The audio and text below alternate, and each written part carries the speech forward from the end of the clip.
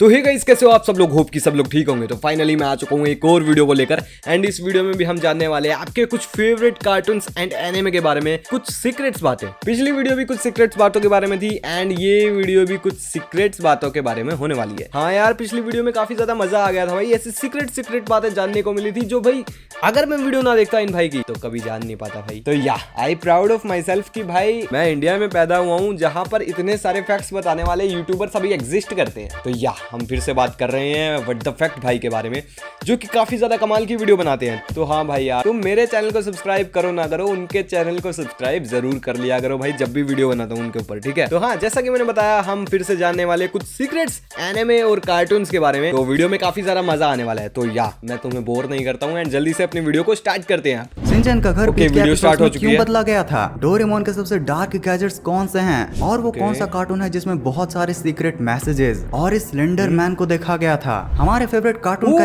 Cartoon के अंदर cylinder man को, भाई सिलेंडर मैन के बारे में मैंने बहुत सुना है। बहुत दरिंदा आदमी था जो कि रियल में एग्जिस्ट करता था, ऐसा ही कुछ सुना है। एंड कार्टून में वो चीज, भाई मजा आने वाला है। कैरेक्टर्स दुनिया को कैसे देखते हैं? तो यारो, आज की इस इंटरेस्टिंग वीडियो में हम कुछ ऐसे ही रैंडम कार्टून फैक्ट्स के बारे में जानने वाले हैं। तो वीडियो काफी ज्यादा मिस्टीरियस और इंटरेस्टिंग होने वाली है, तो वीडियो को लाइक जरूर कर देना और अब इस वीडियो को खाते खाते एंजॉय करो। तो यारो, सबसे पहले हम लोग देखते हैं कि हमारे फेवरेट कार्टून कैरेक्टर्स इस दुनिया को कैसे देखते हैं। तो भाई अगर एग्जाम्पल से समझाऊं तो देखो, बिंडर एक फ्यूचरिस्टिक रोबोट है और हो ना हो वो पक्का अपने रोबोटिक आई से हमारी इस दुनिया को कुछ ऐसे दिखता होगा। और अगर ध्यान से सोचा जाए तो ये सेम केस डोरेमोन के साथ भी तो है। भाई साहब, हमने इस पर्सपेक्टिव से कभी सोचा ही नहीं था। अब देखो, डोनाल्ड डक को कुछ ऐसे ही ब्लू इस दुनिया नजर आती होगी, क्योंकि जो मोस्टली डक होते हैं वो दुनिया को ब्लू कलर में देखते हैं। और वहीं जो टर्टल्स होते हैं उनका काफी अच्छा विजन होता है और वो अपनी आंखों से दुनिया को बहुत ही रंगीन तरीके से देखते हैं। तो अब आप ये जरूर गेस कर सकते हो कि निंजा टर्टल्स को कैसी दुनिया नजर आती होगी। वाह भाई, ऐसा लग रहा है जैसे कि कार्टून के अंदर किसी ने कार्टून वाला फिल्टर लगा दिया हो। अब यार, ऐसे ही बैटमैन को अपने नाइट विजन गॉगल्स के साथ कुछ ऐसा दिखता है और वहीं ब्लूई के कैरेक्टर्स को कुछ ऐसा, बिल्कुल बोले तो डॉग विजन, क्योंकि डॉग्स भी सिर्फ ब्लू और येलो को ही देख पाते हैं। वहीं पर अगर कैट्स की बात करें तो कैट्स को भी उतना ही दिखता है जितना कि एक कलर ब्लाइंड इंसान को।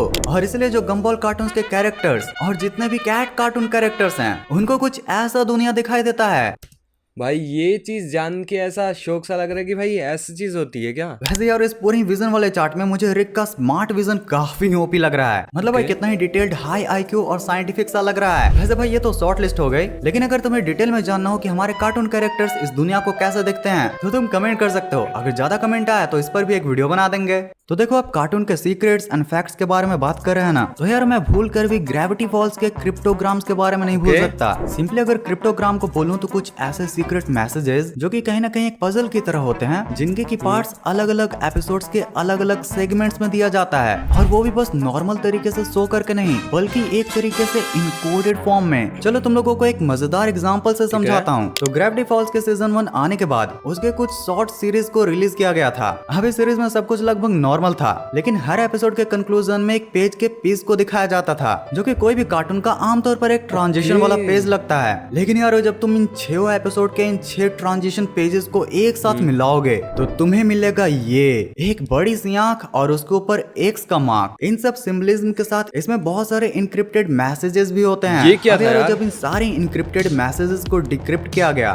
तो वो था, I was so blind he lied to me, the darkness is near.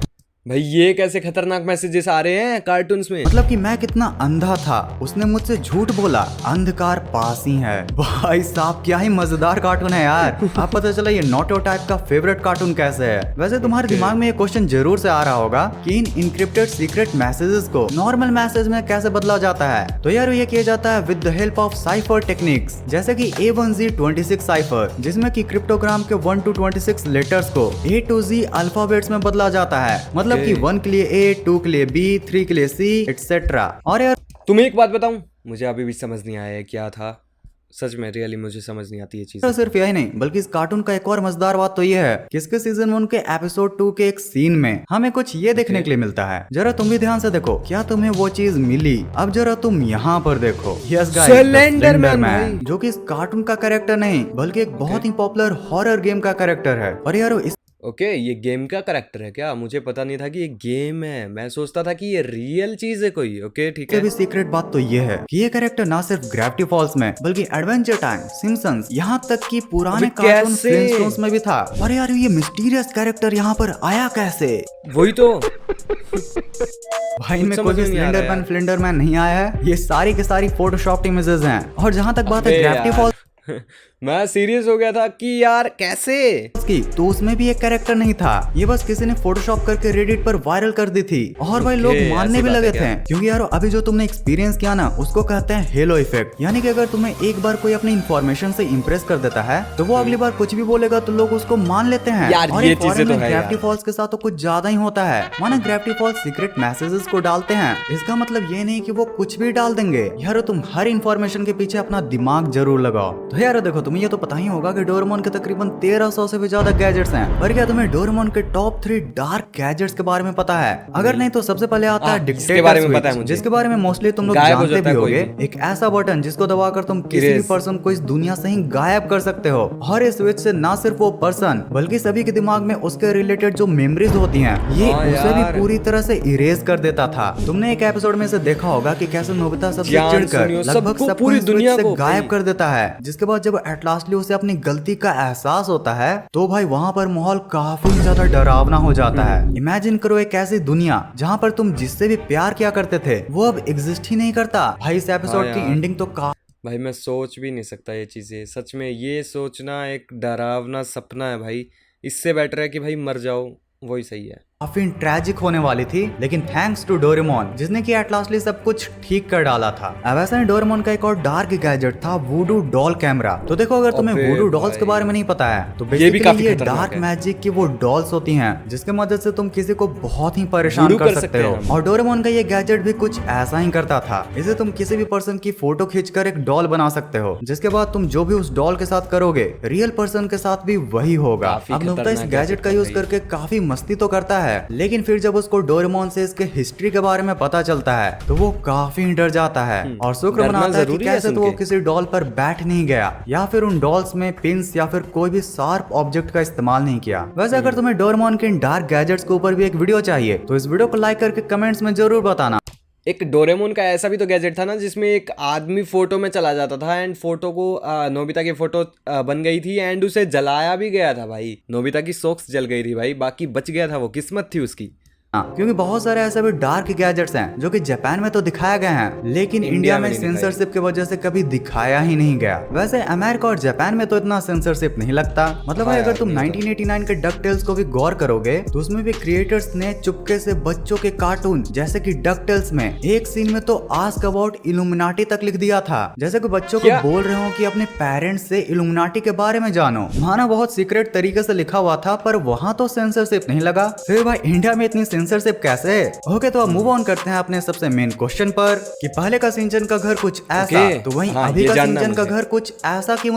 अबे देखो मुझे ये चीज़ तो पता है कि भाई ये जो घर था ये जल चुका था एंड फिर वो लोग रेंटेड हाउस पे रहना स्टार्ट कर दिया था उन्होंने एंड वो रेंटेड हाउस था एंड फिर रेंटेड हाउस जब ये घर बन गया था तो रेंटेड हाउस से शिफ्ट होके इसी घर में वापस आ गए थे। देखते हैं कि मेरी थ्योरी सही है या भाई कुछ और बताते हैं। दिखता है तो ये बात है तकरीबन 2011 की, जब एक एपिसोड में हमें ये दिखाया जाता है कि सिंचन का घर कुछ ज्यादा ही पुराना हो चला था, दीवारें टूटने लगी थी, फर्श भी उखड़ने लगा था, जिससे कि सिंचन की मॉम मिसाई काफी परेशान हो जाती है। अब इसी परेशानी में वो गैस जलाकर लाइटर ही भूल जाती है, जिसको ढूंढकर जब सिंचन जलाता है तो पूरे घर में होता है धमाका, ऐसा धमाका जिसमें उनका पूरा घर ही बिखर जाता है। जिसके बाद सैडली उनको एक पुराने अपार्टमेंट में जाना होता है। जब तक वो उस अपार्टमेंट में रहते हैं तब तक उनका नए घर का काम हो रहा होता है और फिर जैसे उनका नया घर बनता है वो वापस अपने घर में आ जाते हैं। और यार इसलिए सिंचन के कई एपिसोड्स में उसका घर ऐसा दिखाया गया है, तो वहीं पर मोस्टली एपिसोड्स में सिंचन का ये वाला घर दिखाया गया है। क्या हो गया जियान भाई, सुनियो आपको कैसा दिखता है?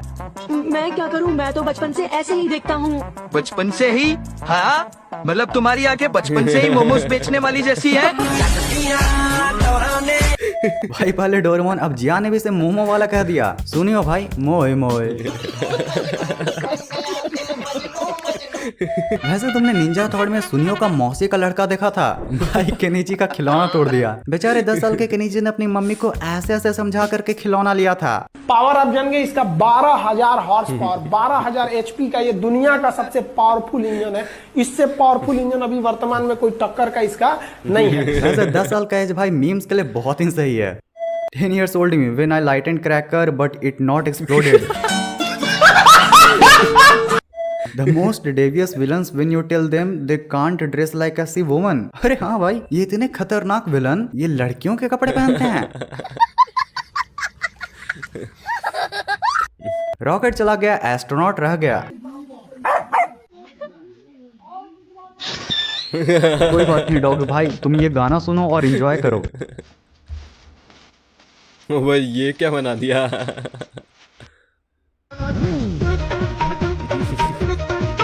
इतना टैलेंट कहाँ से लाते हैं लोग। अब कुछ लोग कहेंगे ये कौन है, साइड कैरेक्टर कौन ही याद रखता है। भाई ये ऐसा क्यों लग रहा है कि इसको मैंने देखा है लेकिन मैं पहचान नहीं रहा हूँ। वैसे अगर तुम्हें पता है तो वीडियो को लाइक करके कमेंट्स में जरूर बताना। और यार अगर तुम्हें डोरेमोन का पहला वर्जन मोजैको को देखना है, और सिर्फ मोजैको ही क्यों, अगर तुम्हें लकी मैन, बेब्लेड, इडाटिन जंप, इन सब जैसे अंडररेटेड नॉस्टैल्जिक एनिमे को याद करना हो तो तुम्हारे लिए ये वाली वीडियो। और अगर इसे देख लिया तो फिर है तुम्हारे लिए ये वाली। ठीक है भाई। यार इस वीडियो में ना हमें कुछ मिस्टीरियस फैक्ट्स ज्यादा जानने को, मतलब कि पिछली वीडियो में हमें कुछ फनी एंड इंटरेस्टिंग फैक्ट्स जानने को मिले थे, लेकिन इसके अंदर मिस्टीरियस इंटरेस्टिंग, जैसा कि भाई ने स्टार्टिंग में बताया था, वैसे कुछ फैक्ट्स जानने को मिले जो कि यार सच में काफी ज्यादा मिस्टीरियस थे। एंड एनिमे कार्टून के अंदर ऐसी ऐसी चीजें थी जो कि यार सच में डराने वाली चीजें थी। एंड हाँ यार मुझे वो स्लेंडरमैन भी पता चल गया कि रियल नहीं था, वो एक गेम का कैरेक्टर था। पहले मैं सोचता था कि भाई रियल कैरेक्टर है वो। ओके, काफी इंटरेस्टिंग चीजें जानने को मिली। बाकी हाँ ये वीडियो खत्म हो चुकी है एंड इसी के साथ अपनी ये वीडियो भी खत्म हो चुकी है। अब मुझे इजाजत दो जाने की, क्योंकि अभी रात का टाइम कुछ 1:30 हो चुका है या फिर 38 मिनट हो चुका है। फोन पीछे चार्ज में लगा है, दिखा नहीं सकता, तुम बस यकीन कर लो यार मुझ पे। बाकी यार तो फिलहाल के लिए मैं चलता हूँ और मिलता हूँ किसी और दिन किसी और वीडियो में। तब तक के लिए गुड बाय।